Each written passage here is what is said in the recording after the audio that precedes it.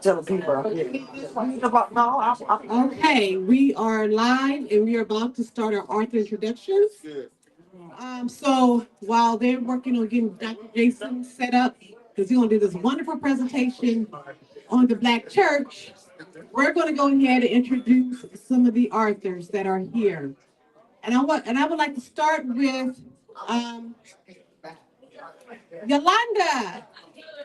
Yeah, you know I'm looking at you. Yolanda Wilson Smith, please come forward and share with us about your book. Bring your book with you. And so you're just going to kind of introduce yourself, talk a little bit about your book, and how people can get in contact with you. Um, and their books are available wherever books are sold. Okay, so just make sure we know that. And then come on forward. And, all right, I'm going to ask that y'all use your library voice if you're going to talk. Hello, library voice says. Oh, they trying to figure that out. Okay, I guess we got to use our outside voice. I know, right? Good afternoon, everyone. Hello, everyone. Everybody doing well this afternoon? Yeah. Okay, I great. like your outside voice. So you know what we're going to do for a minute? I just want everybody to just breathe in.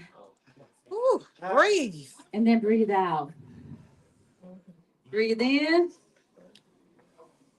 And breathe out. Because we heard some heavy stuff, right? So, but you know what? It's all about love. It's all about peace. And it's all about resilience. And I'm like, Danye, I was not there. I did not have the lived experience, but I was on the other end. I used to work with MHMR. So when they was going to the community recreational centers and just trying to find them help, they were just talking about how they was grateful. Despite what they went through, they were still grateful. They were still thanking God. They were still thanking God that they made it through. So I just felt like I'm glad they shared their testimonies with me. Well, all of us I'm trying to say, and just grateful for just being here and just hearing that. But now about my book, it's Unplug and Exhale. And this is a 60-day devotional for women seeking faith, balance, and gratitude. Because guess what, ladies? We don't take care of ourselves. We don't take time to recharge. We are so busy taking care of other people, we don't take time for ourselves. So this book's about how to unplug, how to and exhale. Yeah. It's about how to lean into God. Because we try to do it ourselves. But God said, trust him and let him lead us and guide us. So this book's more about not just the physical part of it, but the spiritual part too. And I'm just going to read it. There's a real short passage from the Unplug and Exhale. And this is day 3. And it says, no stress, just rest. Yeah. And it said, come unto me, all that labor and heavy laden, I will give you rest. Matthew 11:28. And it said, let's face it, life be life in at times. Mm-hmm. Dedicate some me time to reset. Our bodies weren't built to run on empty. You won't let your phone hit 1% without charging it. So why do we treat ourselves any differently? Whether you're stretching, taking a walk, soaking in a bath, or just sitting in silence, give yourself permission to revitalize. God created rest for a reason. Then the prayer is, Lord, help me to listen to my body under the need for rest. Refresh me so I can move forward in strength. In Jesus' name, amen. Then there's a gratitude takeaway from them. I'm not going to read for the sake of time, but you can visit my table, find more about my book. You can visit my website, www.yolandawsmith.weebly.com. You can also find me here at the Doc Bookstore and also to Amazon. Thank you. Not Amazon, Barnes and Noble. Thank you. You can find her books wherever books are sold. But definitely purchase from the Doc Bookshop. All right, next, let's hear from 2 minutes. You ready, Nicole? Okay, we're going to give Nicole time to get herself together. What about you, King Lion's Den? Let's do it. And I appreciate this gentleman. He drove from Houston to be with us today. So we just appreciate him. Make sure y'all stop by, talk with him, love on him, you know, all that. So my name is D. Alexander Yes, King yes, Lion. for real. Make sure- So my name is D. Alexander King Lionsden. I came all the way from Houston, Texas, and I write about psychology, philosophy, thought, things of that nature. You know, I've pretty much been all over. I've been from like California to New York to New Jersey, just promoting my title. I've met a couple, I guess, quote unquote, high profile people like LL Cool J, Prince, Jim Jones, and stuff like that, and just basically talking about my book and basically just get my name out there and stuff like that. You know, so this is my third title. It's called The Ritual of Thought. And, basically, how I manifested the title was, I pretty much just took like a blank sheet of paper and just started writing about different topics and different like perspectives of different things. And I was able to articulate it and matriculate it into a book. So that's basically like my thought process behind it and everything. So I'm glad to be here. My title is available on Amazon. It's available on Barnes and Noble. I have an Instagram page. It's called @KingLionsden_. You all can follow that. And definitely stay in touch with me. I have a mailing list and everything like that. So you can visit my table, learn more about my mailing list, and we can basically get it going from there. So I appreciate being here, and I thank y'all. So Donna is going to come up, and I'm going. No, yeah, no, sit in here. I want to say, he's dynamic. He had reached out to us some. Oh, I'm in the square I just talked about. So go for a second. He's just been a dynamic and traveler, just trying to keep up with the Dodge Bookshop, and all the way from Houston. I just want to say that we really do a lot to support Texas authors in general. So we're fighting a good fight. Right now, a lot of Texas writers are not getting probably the best deals across the country, but we're fighting for geographical representation. So I want to say that these books are wherever books are sold. So thanks so much. I also want to, okay, go ahead. I'll also say, why do we say wherever books are sold real quick? We say wherever books are sold because how your dollars pool into the system of things is very important. And if your dollars are utilized in your own demise, that's a problem. So we ask you to just say wherever books are sold. By default, people are already programmed to go to the aid. So we want to recalibrate our people because we have a button that says the A word. But we're going to push that narrative wherever books are sold because we have already been put into a system of brainwashing. So we want to say that means wherever you go, your book is going to be sold. If we want to see how politics work, it is by people using your dollar for your demise. So we got to cut that somewhere along the way. And that's what Literary Soulfest is here. We have been, the writing and the reading and the drum have been taken away from us somewhere along the way. But we have to be able to read between the lines.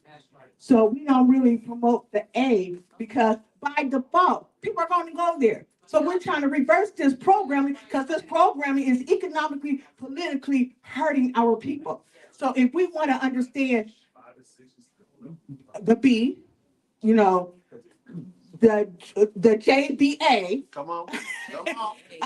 the Jeff Bezos A. Oh, I don't really. Sometimes the greatest propaganda all times is pushing that narrative. So like, if you don't want to see certain images, don't share that same image all the time because you're pushing the narrative. For them. And if I understand, and we're in a political season, we understand this, and we're dealing with what just happened with Nicole Collier. We're dealing with what just happened to the redistricting.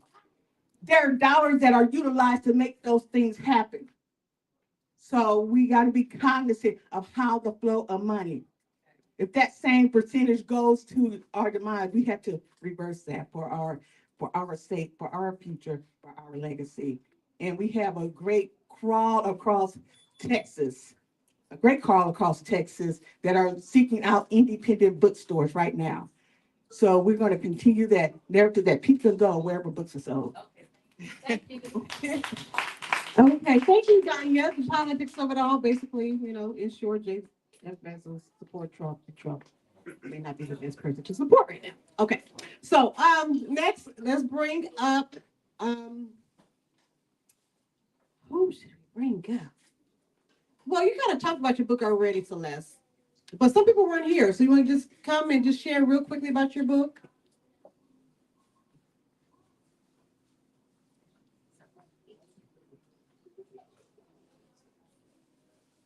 And you don't notice I called Courtney Celeste, right? Because we all call her Celeste, which is the name of the character in her book. Yeah, it's kind of crazy. I just like automatically answer to Celeste now.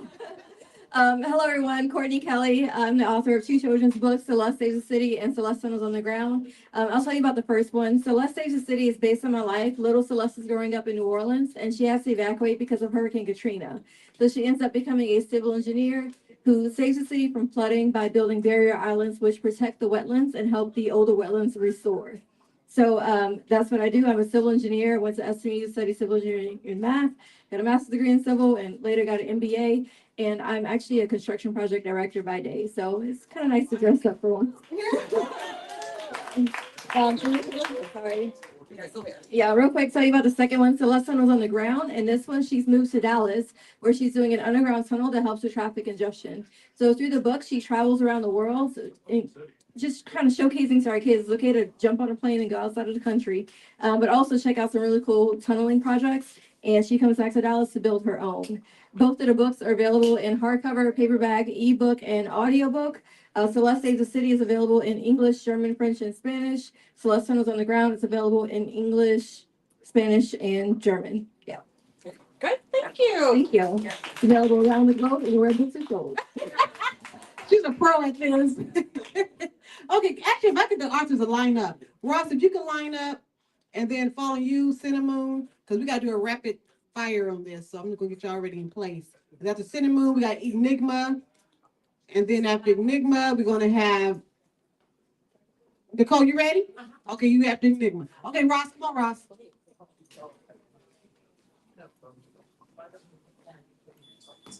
Yeah, we're going to do it. Thank you. So now Donna. stay in this vicinity and talk a little bit about your viewing. Okay.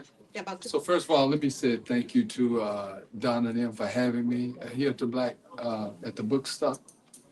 Okay, so my book is a Black history textbook, but it's multifaceted. It's multifaceted. Thank you. It is a textbook, a training manual, a marketing tool, a roadmap, and a baton. Very valuable information to be passed on to the next generation. There's 2 things that has plagued the Black community, and we're going to address those 2 things. The federal government has always not allowed Black history to be taught in schools. They have never taught financial literacy, wealth building. So those are the 2 key components that I studied and did research on the last 20 years. So if we're going to ever turn this thing around and get moving again, because the first thing you'll see in my book is going to say join the movement, because there's a new movement, and I don't know if you guys are aware of it, but it's called the Civil Rights Movement. Money. It's a financial movement that's taking place, and it started in Atlanta. It hadn't made it to Texas yet, so I'm here to announce it. There's a new movement, and my book is a call to arms to get us to join that new movement. In order for us to be a part of that new movement, the civil rights movement, they train people. And so in order for you to be a part of that new movement we're gonna have to train our people. And those 2 key components, Black history and financial literacy, is what's needed to get it done. So this is what I'm gonna ask everyone to buy this book. This is Black history. I call it African American Studies in Culture and Economics. Not only will you learn about your culture, you're gonna learn about economics. This is very important. In this day and time, I actually did the research on this book, and I had purposely put this book in place 10 years ago for a time such as this. And one of the first things that the new regime did when they got into place is they started attacking these 4 different areas. There was education, economics, agriculture, and healthcare. Those are the 4 pillars of the community. These 4 pillars were never able to thrive in the African American community. If you notice that, those are 4 pillars are not allowed in the African American community. Not a good education, not good jobs, not good food, not health care. No community can survive without those four pillars. And we teach that in the book. But we also teach you investments because those are the things that we need to learn. There are certain things that some people are not going to teach us. We're going to have to do this ourselves, folks. So this book, I hate to sound as serious as I am, but you need this book. Okay? Thank you, Roseanne. Get the book. And the book's actually available at the front counter. So thank you so much. You hold the Okay. mic out quick, hold it up for me. Oh, you want the mic for you? Yeah, that really works. You know, if you have two books. So my name is Lisa. Some people call me mama, some people call me wife, some people call me Mimi. I'm Dr. Lisa. I am an author. And if you were here for the Katrina panel, part of the way that it became an author was because Katrina and the after effects triggered me. I realized that I needed therapy. I also realized that in order for my family to be well, one of the things that I could do was to write about all of those things or many of the things that make me who I am, what I've been through, and how healing is important and a way to leave a legacy is by writing it down. So my first book is called Mostly Sunny, Partly Dramedy, and Dramedy is a word that I made up. It's really about Lisa's drama. But mostly, partly, all of those words, the sunny in between is really important. And then my journal. And there are people who are like, I can't journal. I can't write every day. Well, my journal is designed to allow you to write as the spirit leads you. And it is called I Will Choose Mostly Sunny because that is part of the way that we can continue to heal ourselves and leave that legacy of healing for our families. And you can get that at www.mostlysunnybook.me. Thank you again. Thank you, Dr. Lisa. And our friend Cinnamon. How are you? She has a wonderful book dealing with. Peace and blessings, everyone. My name is Cinnamon, and I am the author the curator of the anthology book Grandma's Secrets.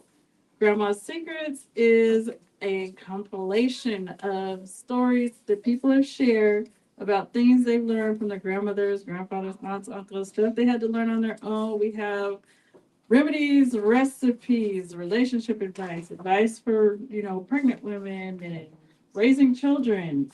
And so I wanted to get everything that I could get to put in this book because I'm a mother of, I've had 13 children, and I wanted to make sure that my children had knowledge that I didn't have. So I got Grandma's Secrets together. Grandma's Secrets is available on my Etsy page. That is transitionalhealing.etsy.com. It is also here in the Doc Bookshop, and it is available everywhere your books are sold. Thank you. Thank you. Does she look like she had 13 kids? Oh my God. I'm learning so much today. I didn't know about the civil rights movement. I'm just learning so much. Okay, come. This is Tina Thompson. Tina Thompson. And she doesn't have her books, but you can order her books. We was hoping they would make it. They didn't make it. That's okay. You still talk about your book and you can still order them. Hello, everybody. I'm Tina Thompson. I am the author of Woman to Woman, #Let's Talk. Every woman can find herself in that book. We talk, real topics, and have real solutions. Amen. Amen. One of the questions just peeked in the book is, why are you fixing his plate when he has not brought anything to the table? And we're not talking about food. Amen. So woman to woman, #Let's Talk. And we're talking for real, okay? And that is a safe place. I started writing when I was 8. I wrote in riddles, parables. I told my mother that, this is a poem, but if I was hurt or if I was down, if I was angry, I put that pen on that paper. They couldn't understand it, but I could. But now I'm not writing in parables. I'm writing real talk. And my book today is Lynching Willie, From Division to Unity. And that coat right there represents the coat of many colors, right? Jesus Christ, the coat of many colors. And I don't want to um, push anything on you, but there's a letter inside of here that I rewrote the Willie Lynch letter, the mess, and I call it the awakening letter. And on that letter, there's a signature page for everyone who wants to end separation, end division. Amen. I want you to get my book, Lynching Willie, Bitter Herbs. I got good things for you. If you're ill in any kind of way, my book, Bitter Herbs, will tell you what herbs to take. Quit taking the medicine that's going to lead you to another medicine because you only get this because you're taking that medicine. I have a book called Bitter Herbs that will lead you and guide you the right way, the herbal way. Amen. My name is Tina Thompson, and I'm a proud author of children's books, adult books, self-help books, and I invite you all to enjoy the reads. Thank you, Tina Thompson. Make sure y'all stop by and talk with her. Next up is, my dear friend, Nicole Lucky, for church members. Go ahead, Sharon. Thank you, my dear. Good afternoon, everyone. My name is Nicole Lucky. As Donna just stated, we attend church together. I reside in Arlington, Texas, and my book titled The Path to Financial Independence. When it comes to financial literacy, it is so important. And this book is dealing with from getting out of debt to home ownership, debt management, real estate, and other topics as well. It's so important that our community is educated when it relates to finances. So many times when people hear the word debt, it don't sound pretty, does it? But we do not have to struggle with debt. But you know what we have to do? We have to take action. We have to have a plan. And that's what this book will allow you to do, to take action, look at your finances, face it head on, and then decide, what am I going to do? So again, as I stated, this book is dear to me because it is giving us the education that we need. And all we have to do is what? Apply the education. So again, I hope you will stop by my table, purchase the book, and also I can offer you a free 30-minute consultation, which I'll be more than glad to do. I also have another free item that I would love to share with you today. But again, let's get serious. Let's come together and make a change. Can we do that? We can do that, right? Let me hear some hand clapping. Yes, we can do it. So again, I want to thank Donna and the Dog Bookshop for giving me this opportunity. And this won't be the first, and it definitely won't be the last. So again, thank you all so much. And I hope that you will take the time and stop by my table. Thank you. Thank you, Nicole. And she wants to do some financial workshops, so we'll see her again. Enigma, our friend, Yes. with the 50 books. How many do you have now? So, yes, well, 30 seconds going to come out hopefully later this year. But yeah, they put me on last because we're going to talk about all 31 of these books. No. So, yeah, look, I'm trying to sell to everybody. So We see. But, so I'm a fictional writer. Just to kind of give you a quick background, I started off doing a lot of movie scripts and stuff like that. I had a couple of scripts that were actually optioned but didn't really go anywhere. But I'm still a storyteller, and so I took a lot of those scripts and made into these fictional stories. I always say, if you don't see the story that you like out there, write it yourself. And I did that. I have different genres such as sci-fi, psychological thriller, coming of age, overcoming trauma, murder mystery, romantic comedy. So I'm pretty much all over the place. I'm gonna talk about two books here real quick, my latest and my bestseller. I'll talk about the latest one first. It's called Not Like Us. And the reason I called it that, you've been seeing on the news about all these things that the top 1% has been doing, the Epstein files, the P. Diddy situation, the white parties, and all this stuff. Well, this book here is the fictionalized version, but when I found out after I wrote it, and then I started hearing a lot more of this P. Diddy trial, I'm like, man, I thought my book was bad. I didn't know it was, the reality was actually worse than what I wrote. But basically, it's a story of two brothers who finally made it up. They're about to hit that billionaire status, and they basically get involved with those top 1%. And there's a lot of the things in life that none of us had ever known. And so they start to see a lot of those things that we've been hearing on the news and actually live through it the first time. And the reason it's called Not Like Us is because that top 1% is definitely not like us with some of the things that they do to the, not only to the community and things like that, but just like the other perversions and all that other stuff that goes through in, their world. So that's my latest book. And then my bestseller book is always called Between Wives. I always talk about this one. It's now an award-winning book too. Between Wives is, a lot of people always think it's about an affair, but it's not. It's basically the main character. He's a police officer in New Orleans, by the way. He's working a job and he raised this house. When he raised this house, there's nothing in there. When he leaves, it's 10 years later, his wife and kids don't exist and he's married to somebody else.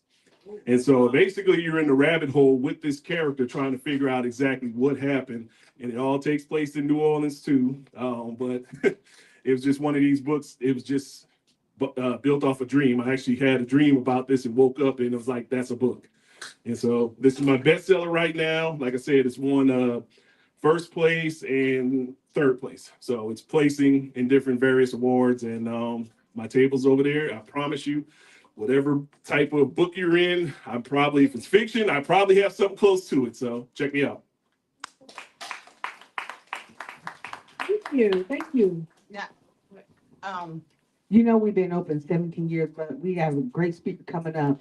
But I almost think we almost raised a generation, and he probably don't have his books with him. But Dre is here. Dre, like he's holding his head down. 17 years, and this young man, he's a poet, he's an author. Dre, come on, Dre, I know. And my sorority sister will get me if I did not announce, she wouldn't. But anyway, because we've been here 17 years, I really want him to just come up and share. I feel like we raised a generation. How old are you now, Dre? 26. Oh my God. Oh my God. Okay, here, Dre. Yeah, Dre been with us. You don't have your book. Oh, we sold out of books. Is that what happened? Okay. Yeah. Okay. Just talk about your book, Jimmy. Okay. Hey everybody, how y'all doing? Good. Yeah, all right. Good. Okay, so my name is Dre Hill. I'm a local author and poet from the area. I have, how many books? 4, 5 poetry books. Another one on the way in probably October. Little sneak peek tidbit for you guys there. So all of my books are poetry right now. I have a novel in the works as well, but covering different topics from identity, race, mental health, relationships. The book that's coming out in October is a book of poems just about like small moments of life and giving ourselves the opportunity to kind of breathe and exhale and experience, because in those moments, that's when we really live, not the day-to-day routine where we just kind of are going through the motions, but when we really feel the things, when we really take time to slow down and like smell the roses, drink the coffee, all of that stuff. So you can get my books here from the doc. I'll be around if you have questions or comments or want to know more. You can find me on social media at Drehill Art, DREHILLART. And then my website is drehillart.com. Feel free to come talk to me about this stuff. And then if you come to the doc open mic on Tuesdays here at the doc, typically you'll see me and I'll be sharing some things there as well. So thank you for the doc for having me, even though I was not planning this. All righty. I'm gonna make you share a poem. Real quick. Okay. Okay. Yeah, it was literally Soulfest without a poem. We're gonna do one poem, and then Jason is so patient. But Dre been with us. He did a lot of events with us, so we just love him. So y'all give a hand to all the authors that came up here. We appreciate you for being here. And I'm just excited to hear the presentation about the Black church. We got some pastors in the place. Do you want to say? I see our state forum agent. I said, do you want to say? He has a beautiful voice. Beautiful. Okay, so since I mentioned the book that's coming out in a couple of months, I figured that I would read a poem from that book. And I'm going to read God Winks. So this one is called God Winks. Quiet moments are deafening, Indomitable silence stifled by the voices of angels, whispering in tones that shrill like bells, wrapping around the body like warm hugs. In these moments, sun breaches, breaking through the cloud cover, creating small pockets shining like glittery golden hope. All these tiny echoes from earth as divine signs and wonders. Reassured, in these moments, I clutch my heart, tilt my head, resting in the sky's lap, smiling. Thank you. Love Gray Hill. Thank you so much. Okay. Our next author is Dr. Jason Sheldon, and he is going to come forward. And where's your book? I forgot to get your book. Back there.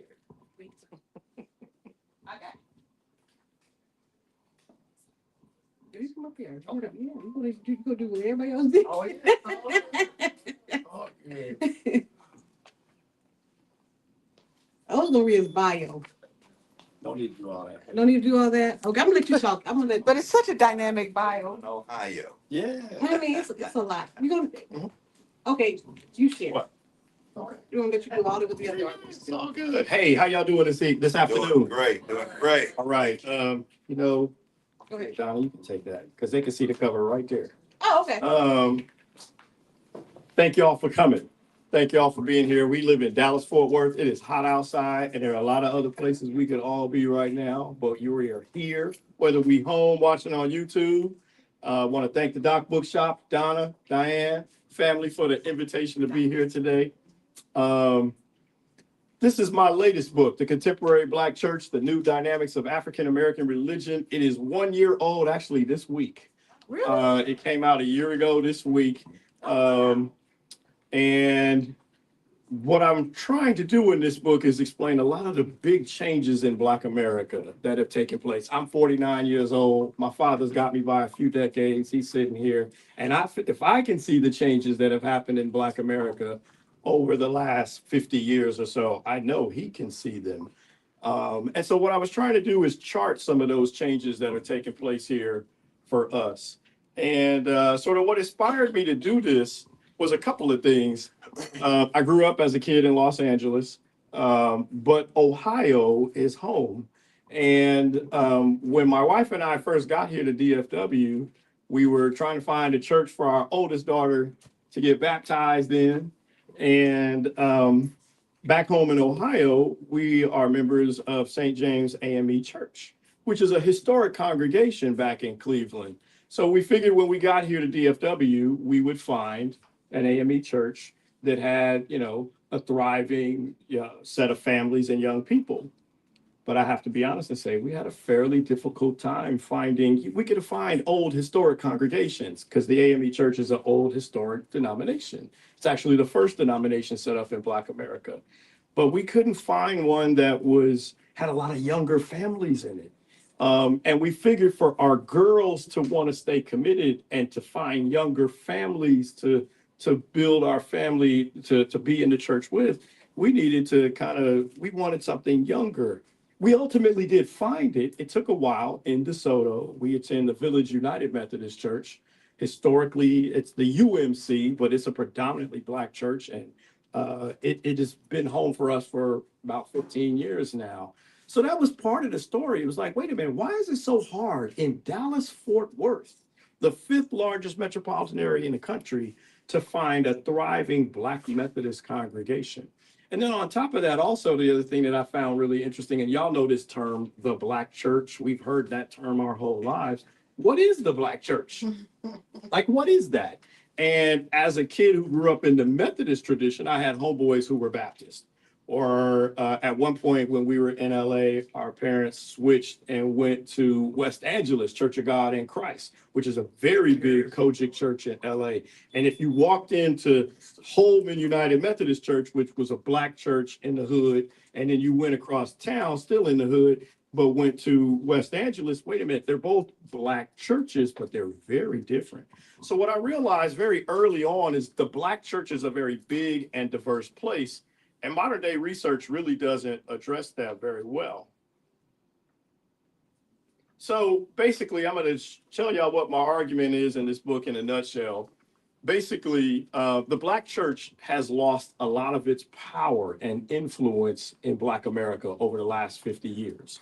You all know this, and I know my dad can speak to this, that and it's not just when he was a kid, but in Black America's history, church was less voluntary. There was a sense you voluntold, you grabbed and you going to church. That's not so much the case today. Church has become more of a choice, an option for us today. Not just going to church, but denominations we choose to affiliate with or not, or even to affiliate with any particular religion at all. And so the point here is that Black America is changing dramatically, and religion is just one part of that story, right? So I'm trying to show us how much things have changed. But the religion is just part of the story because it goes much deeper than that. Our politics as African Americans are changing. And I'm going to show you in a few minutes. Not only are our politics changing in terms of how we vote, but our politics are changing in terms of what we view as racism and how we think about racism. Our politics are changing in terms of what we think is community and what we do or do not do to engage in community. And so there's all this diversity among us as African Americans today. What I realize is that term Black church kind of paints this one big broad stroke, and it's very inaccurate. There's tremendous diversity among us as African Americans, and that's the story that I'm trying to tell in this book. So I'm a nerdy professor at UT Arlington. I've been there 18 years. I'm the director of the Center for African American Studies. My main job is faculty in the sociology department. So as a nerdy professor, I got to analyze data, right? I got to find out, and that's what I really want to do. Y'all know this. We all got our opinions. What do the numbers actually say? So what I do in my book, I'm using a very well-known data file called the General Social Survey. It's been around since the 1970s. And so what I do is I track all the data from the early 1970s all the way up to 2018. I stopped in 2018 because that's just before COVID. Y'all know how life changed during COVID. So not much of the data that was collected during COVID is very reliable. So I go from 1972 to 2018, and I'm only looking at Black folks. And not only that, there are going to be some people in this room to get mad at me. I'm only looking at Black folks who they were born in the U.S., both their parents were born in the U.S., and all four of their grandparents were born in the U.S. I don't look at Black folks who were immigrants. I drop y'all from the data. I know y'all mad at me for that, but I'm trying to tell a story of the Black church because the Black church goes back to slavery. It goes back through segregation. I want to know who are the people with the deepest roots in America who still connect to the historic Black church. So in addition to all the numbers and the math that I did in terms of these thousands of Black folks that are in the survey, I also did in-depth interviews. I went across the country to places like from LA to back home in Cleveland, right here in DFW, Detroit, New York City. I interviewed people across the country who were clergy. I wanted them to tell the story of what they're seeing on the ground in their communities and in their churches about what they're seeing related to these changes in Black America. But not only did I talk to pastors, I also talked to people who left organized religion. I talked to Black folks who are atheists. I talked to Black folks who are agnostic. I talked to Black folks who view themselves as spiritual but not religious. I know y'all heard that. And so again, there's all this diversity among us, and I wanted to sort of tell that story. So let me tell y'all a little bit of it. So as what some of these findings are, and I'm not going to go too deep on it, but this is one of those findings here that I got a whole lot of phone calls from on the eve of the presidential election last year. And I'll show you another one that I got even more phone calls from. But this one is where you see a lot of Black folks who have left organized religion. So again, I'm not going to go too deep on it, but when you think of the Black church is really four traditions, right? It's the Methodist tradition that I grew up in. Most Black folks are Baptist. If you had a room of 100 Black folks, about 60 of them were Baptist, at least at the heyday. You also have Holiness Pentecostal, the Kojic traditions, Church of Christ. also in that family. And then the fastest growing one in the modern day is non-denominational Protestant. These are Black folks who mostly, as younger people, at some point in their family, were Methodist or Baptist or Pentecostal, and now have moved away and said, I don't follow any particular denomination.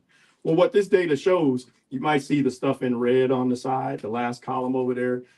Basically, for example, the non-denominational tradition has grown by 11% over the last 50 years. That's a big number. It may not sound like a lot, but in the nerdy world that I live in, if something moves 1%, you pay attention. If it moves 3 or 4%, you're onto a trend. If something moves 5 or 6 or 7% over the course of a couple of decades, that's a good kind of trend in an area.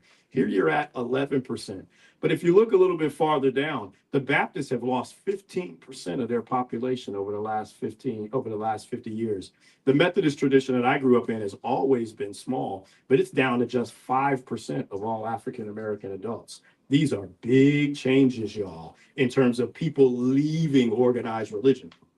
I told y'all that the non-denoms have grown faster in terms of inside the church, but they've been outpaced by Black folks who have left organized religion. So, for example, in the early 1970s, only 5% of all African American adults, imagine 5 people out of 100 did not affiliate with any religion. In other words, they picked some religion. They said they were Christian. They said they were Muslim. They said something. Today, you're at 20%. That's 1 in 5 adults. Big changes, y'all, in terms of Black folks and the changes with organized religion over the decades. And what this does, y'all, is it leads to consequences of diversity among us as well. Not only do we differ in how you and I think about religion, now we differ more than ever in terms of political and cultural issues. So again, I'm not going to go too deep on it, but y'all have heard the term evangelical before, right? When you hear that term evangelical, these are people, whether they're Black, white, Asian, Latino, regardless of their race, regardless of their upbringing, regardless of all those other things, these are people who take their faith very, very seriously, particularly within Christianity. So the Black church definitely has evangelicals within it, right? So Pentecostal tradition is very religiously conservative. There are Black folks who follow historically white traditions that are evangelical, and the Black non-denominational traditions are very conservative. What you see in red there is that those are the evangelical traditions in Black America, and they are far more opposed to gay marriage than the other traditions. Black folks who are Baptists aren't all that oppositional. They don't stand out. Black folks who are Methodists don't stand out. Black folks who are Catholics don't stand out in terms of their opposition to believing that gay marriage is a bad thing, or a wrong thing. But for our Holiness Pentecostal friends, our friends who are Black folks who are non-denom, they are very much so strongly opposed. What I'm getting at here is that, again, the diversity inside the church with respect to politics. But it goes deeper, and this is where the New York Times was calling and the Washington Post was calling, saying, hey, Dr. Shelton, explain this to me. So imagine, y'all remember what this was, go back to late October, and we're trying to figure out who's going to win this election. Is it going to be Trump or is it going to be Kamala? Well, my book came out in August, and what my book is telling you, this table right here tells you, think about the civil rights movement, for example. Who is more likely to come out to vote in an election? What you see in red there are Baptists and Methodists. They are far more likely to come out and vote. Why? Because that's the legacy of the civil rights movement. Reverend Dr. Martin Luther King was a Baptist preacher, right? The Southern Christian Leadership Conference, mostly Baptist preachers throughout the South. A lot of Methodists were in that second wave right behind the Baptist preachers who led the civil rights movement. My point here is that even today, when you see get out the votes in initiatives, those are mostly Baptists and Methodists, the historic Black church. That's why they're far more likely to come out and vote in a presidential election. But then the next question on the survey is, well, once you got in the ballot box, who did you vote for? And what my data shows very clearly is that you see that number in red there. The Black folks who are non-denominational Protestant are twice as likely to vote for Republican presidential candidates as compared to anybody else in Black America. Twice as likely. That is a huge number. And again, the nerdy world I live in, it's not even, somebody might be 10% more likely. This is double the idea. And so the point here, y'all, is again, Black America is changing. You might be wondering why Black folks who are non-denom are more likely to vote Republican. We can talk about that a little bit later. There's some real interesting questions about real signs of major success among these Black folks. But again, we can talk about that a little bit more. Last one I want to show you is that, well, I guess I wasn't going to show that one for the sake of time, but the idea here is Black folks' beliefs about racism are changing too. The survey shows you very clearly we're in the early 1980s. Most Black folks believed that racism was the main challenge that we faced in making and being successful in America. When you look at the data by 2018, the last year that I served, I studied the data, that number has fallen dramatically. More and more of us believe racism is less of a problem, and that the reason why we as Black people aren't making it in America is that we lack motivation. Right? In other words, we don't get up in the morning and work hard enough to do it. You see, these are big changes, not only in terms of religion, but in terms of our politics. And so what I argue as I get near the end of the book is that there are real consequences for all of this diversity among us today. I argue that the collective sense of peoplehood and the sense of community that was once very strong and profound in Black America has weakened substantially. Along the way, what we're seeing is less of a focus on us and more of a focus on me.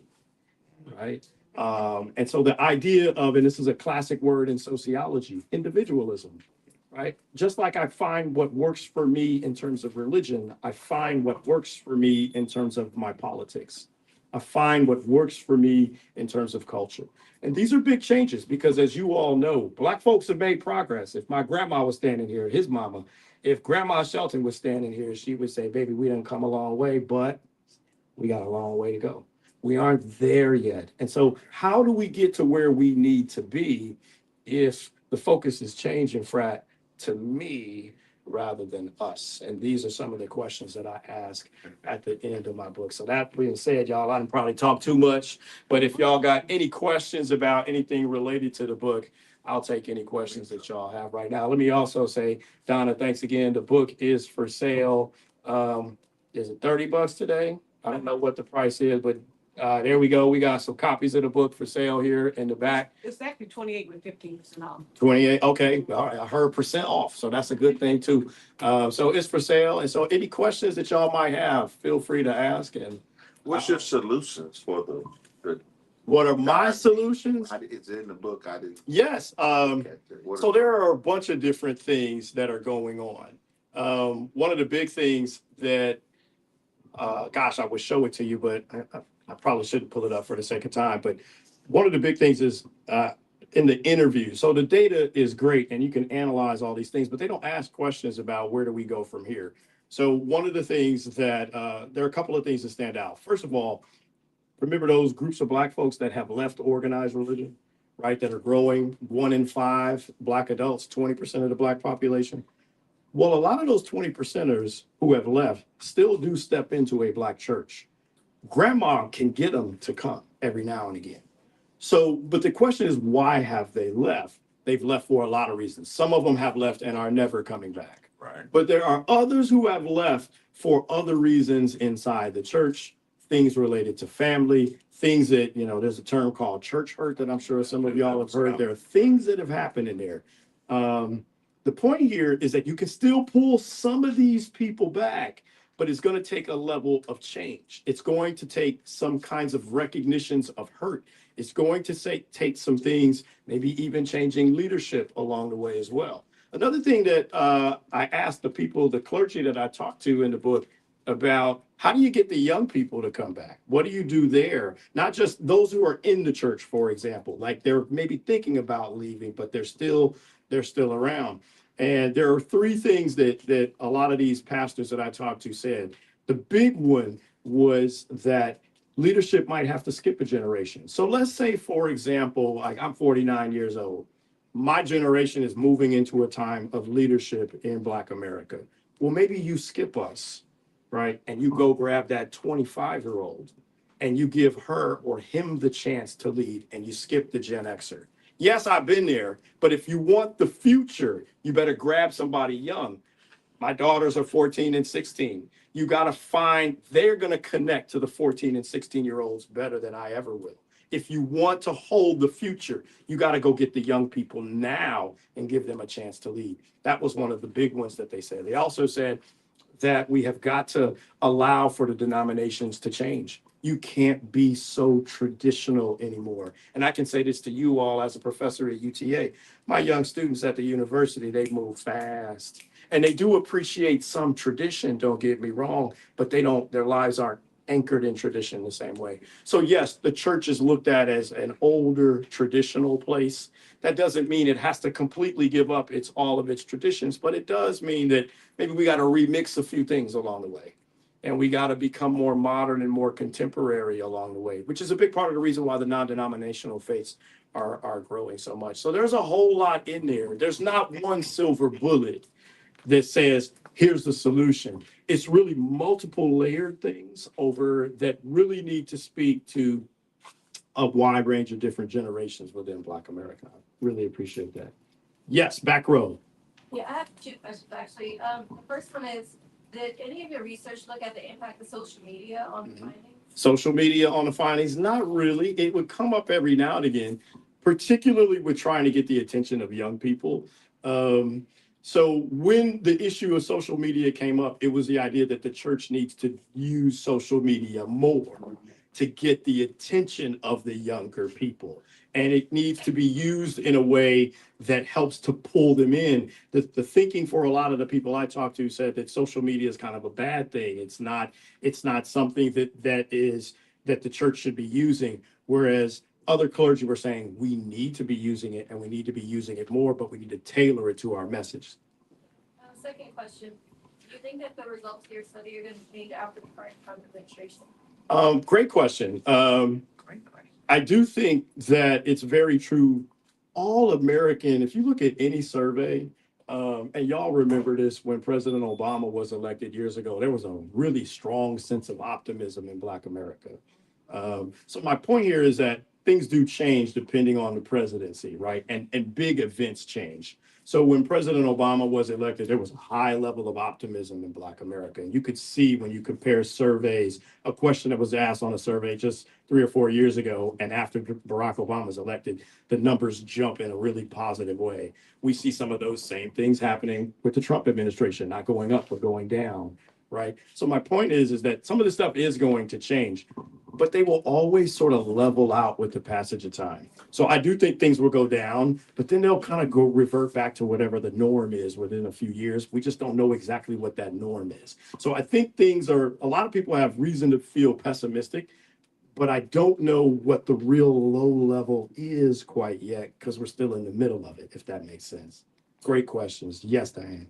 Does your research, or maybe it's future research, take into consideration of how many people went back toward African spirituality, even though some religious experience deal with the spirituality, the African spirituality, not know it, but does it take the impact of, hey, none of this is working, I'm going back to what was no.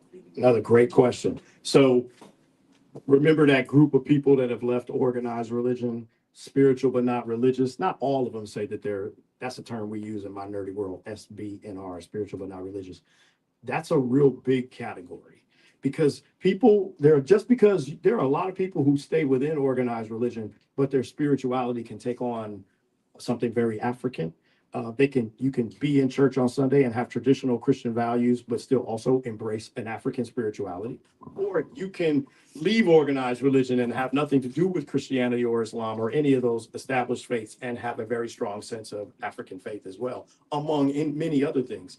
In my book, it does come up a little bit, but not nearly as much as I kind of thought it would. That doesn't mean that African spirituality is on the wane by any stretch. It's not. It just means that the people that I talk to, particularly those who have left organized religion, that's just not a major theme in their lives. But there's a strong recognition of Africa. But I think for a lot of them, for the people that I interviewed, what they're trying to figure out is for the people I talked to is less about connecting to an African spirituality as much as it was just sort of a broader sense of a being that has power, but not necessarily rooted in the African tradition, if that makes any sense. But it was there, but not as much as I thought it would be. Great question. Layla. Out of all of your data, what was the toughest to research? What was the toughest to research? I think the thing that stood out to me the most, when I say tough, what in the end, I wanted to write a book that did two things, and I wanted to kind of push the panic button in Black America.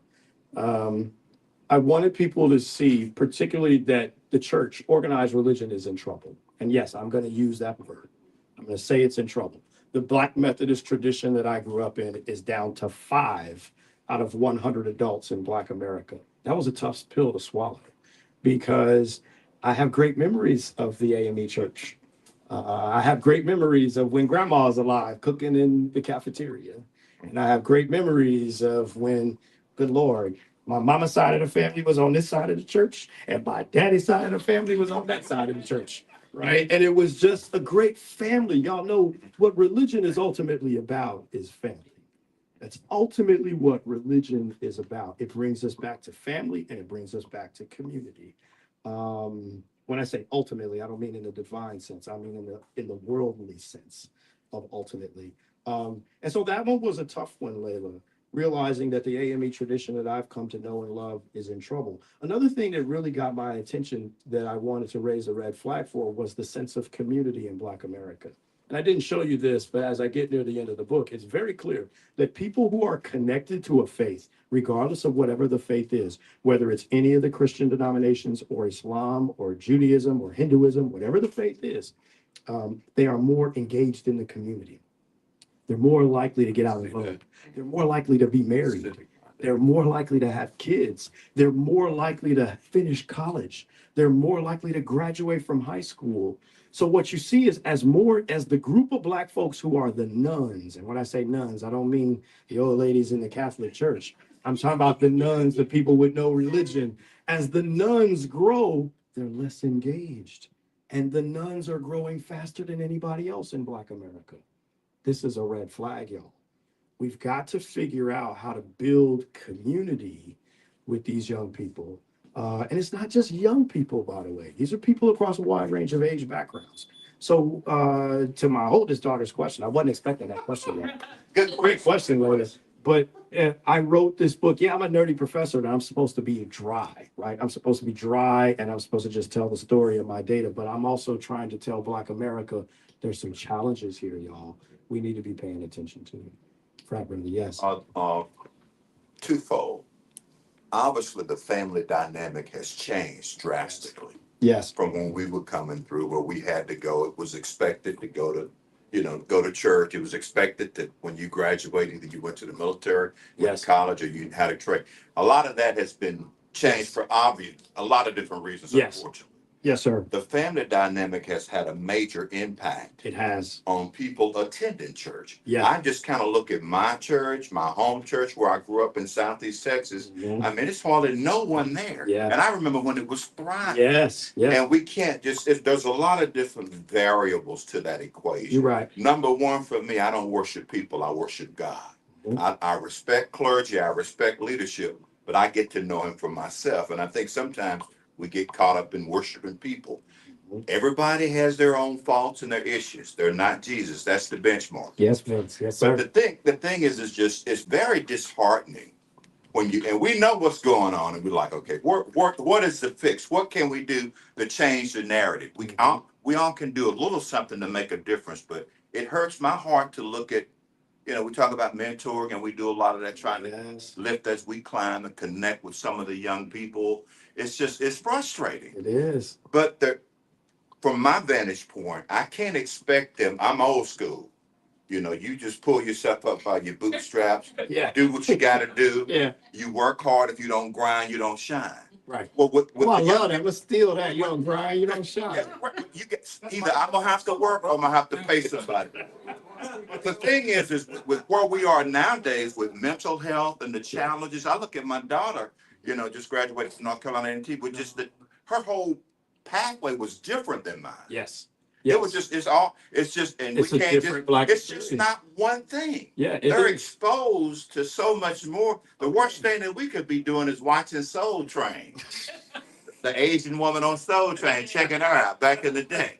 But now with social media, You don't know what Soul Train is?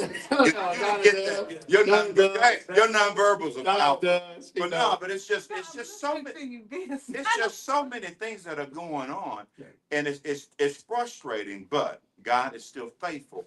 All of us have to do a little, but it's just it's different. It's a very different. So at UTA, I teach a class that I created years ago. It's called Contemporary Black Experience. And what I argue in the class is that there is no one Black experience. Nope. There is no one Black experience. Just like the Black church is not a monolithic institution. There's all that diversity I was just talking about. My Contemporary Black Experience class, I love my kids to death, and they've heard me say this. I grew up in the hood in South Central Los Angeles. Like their life is easy compared to that. They got a different set of challenges. Don't get me wrong, just like what you're saying. So, and so being Black and being middle class today is different from being Black and middle class 50 years ago. The pathways to opportunity for us, yes, let's be honest about this. This is one of the things that I deal with in the book, is that the reason why the non-denominational Protestant tradition is growing, there are a number of reasons, but one of them is that these are Black folks who are disproportionately upper middle class. Right. They are, the Methodist tradition that I grew up in was always bougie, right? We were the ones who said that every pastor, a pastor at a Methodist church has to have a college degree. Like you can't just be called, you have to be educated. The Methodists were always looked at as bougie. And you had a good number of middle-class African Americans that were in those pews. They're still there today, but a lot of them have left and they're going non-denominational Protestant. Non-denominational Protestants make us Methodists look like we ain't really all that smart. They make us look like we ain't got nearly as many degrees. Non-denominational Protestants are more likely to live in the suburbs. They're more likely to, they have much higher levels of income. They have more white friends. They are more ingrained in the flow of American society. And so that's part of what we're dealing with is, again, those different Black experiences.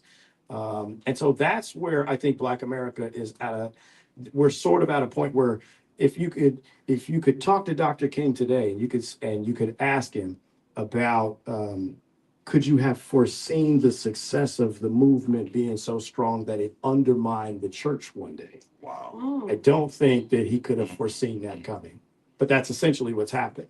Is that for some of us, not all of us, we have made such deep gains into the middle class in America, into higher levels of status and attainment than ever before, that now churches become optional, or if it hasn't become optional, it's come to the point where it's about me rather than us.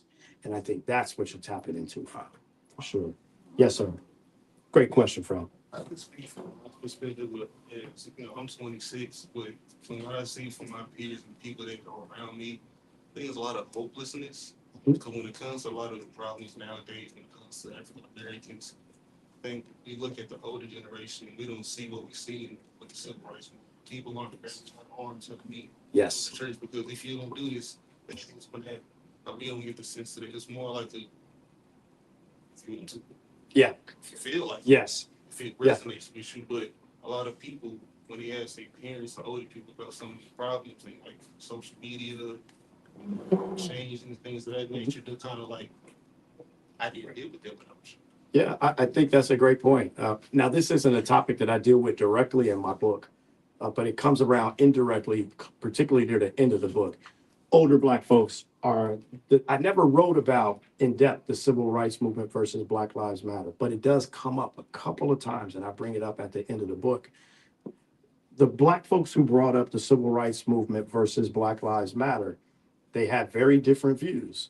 They're particularly the older pastors who brought up civil rights talked about how older Black folks had a different set of challenges to work through that were more serious, that affected their life circumstances. And they look at today's young Black people, i.e. Black Lives Matter, and they say, wait a minute, that's an issue we were talking about back in the day, but y'all aren't hearing us to figure out how to move forward. The same, those young people that mention Black Lives Matter are saying, y'all don't hear us and what we see as challenges. My point is that there's a big underlying age-based tension in Black America. And some of that plays out, religion definitely plays out in terms of politics. And so we're at a point where I think the old folks, me included, because I came up with grandparents and parents. I got their values, right? I got those values. And they always told me, go out there and go get it, because it's just not as hard for you as it was for us back in the day. Like, yeah, go get it. You know, his daddy and and mom grew up in segregated Birmingham, Alabama. They like, look, you ain't got no excuses. Go out there, go do it. But I think today's young people look at that and they say, wait a minute, you don't understand how hard it is. It's a different kind of hard today. And I think there's a tension in there that is leading to further division among us as African Americans today. Great point. Yes, sir. Anthony 06.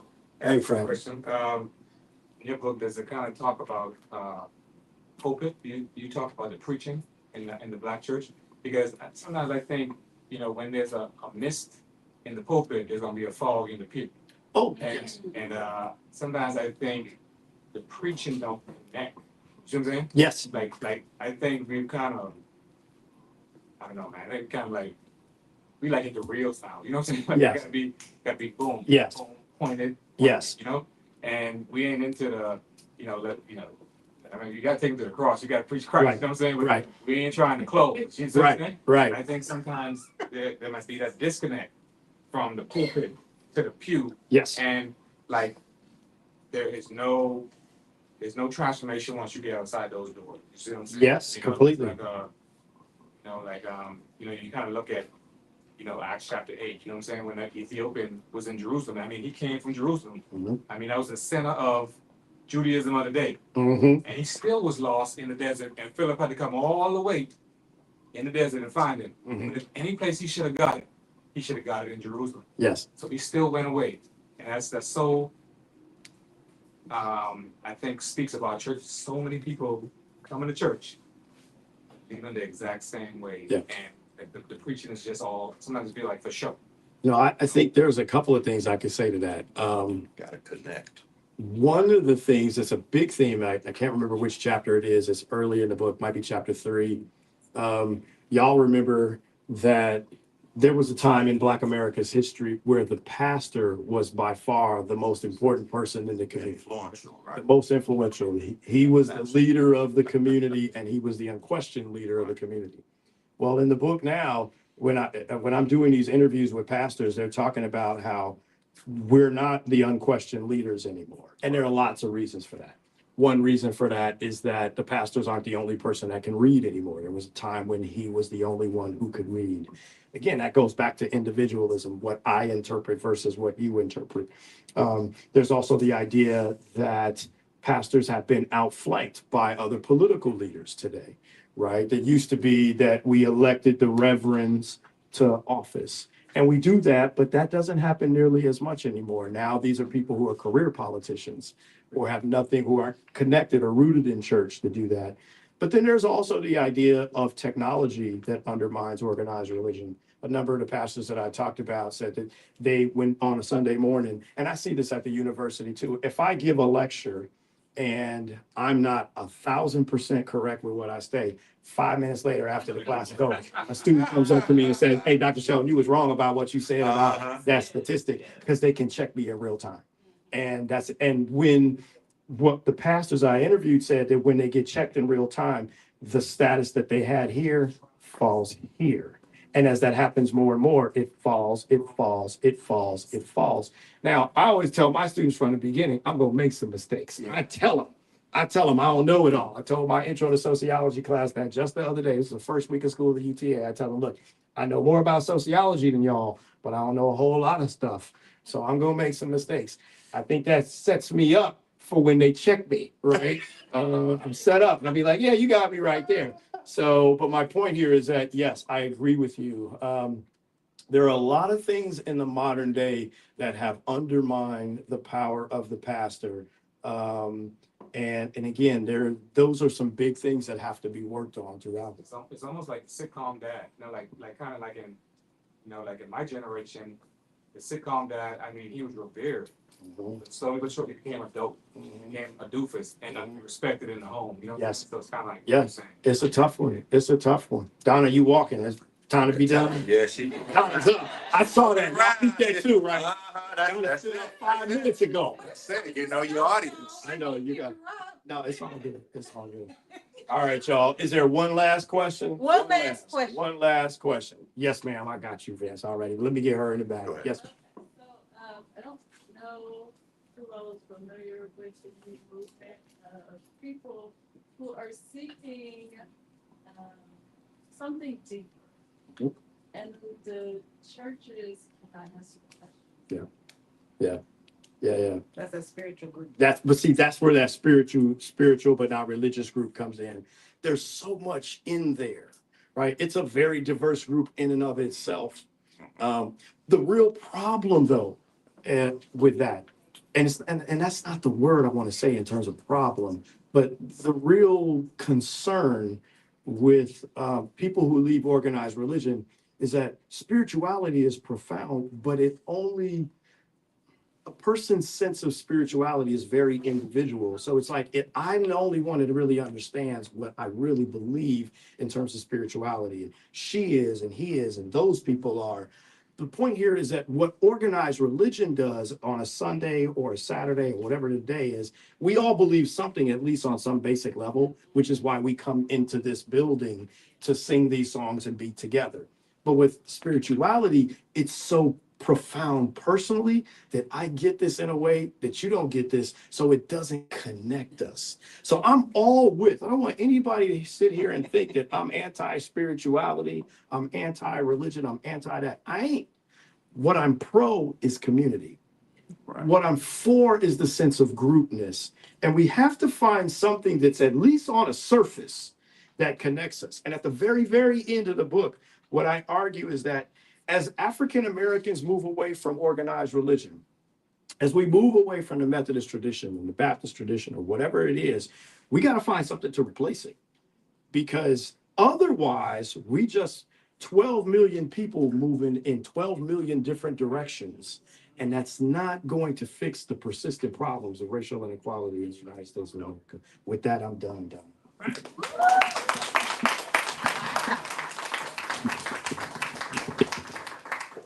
That was a lot. Fabulous. Thank you.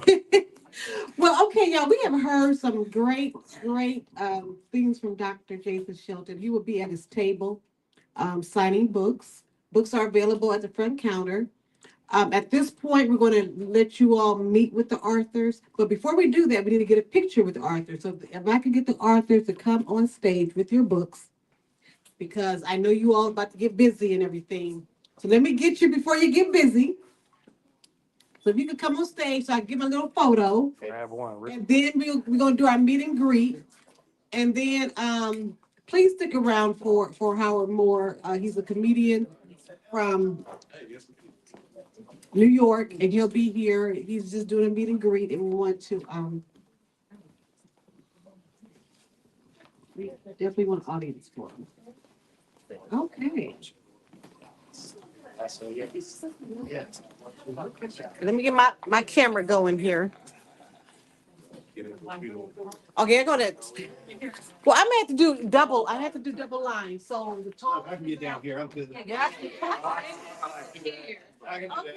Okay, you come over here. Right to those guys, and you come over, and you come right between the gentlemen. Okay, now, kind of like that. Kind of hold your books so we can see your books. Should I do this? Or you want, or should I be on?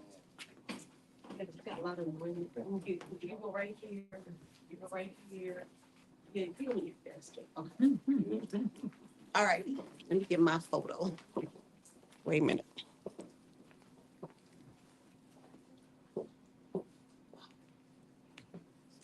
Okay. All right. On the count of three, I'm gonna get my photo in. I need to end this. Hold on.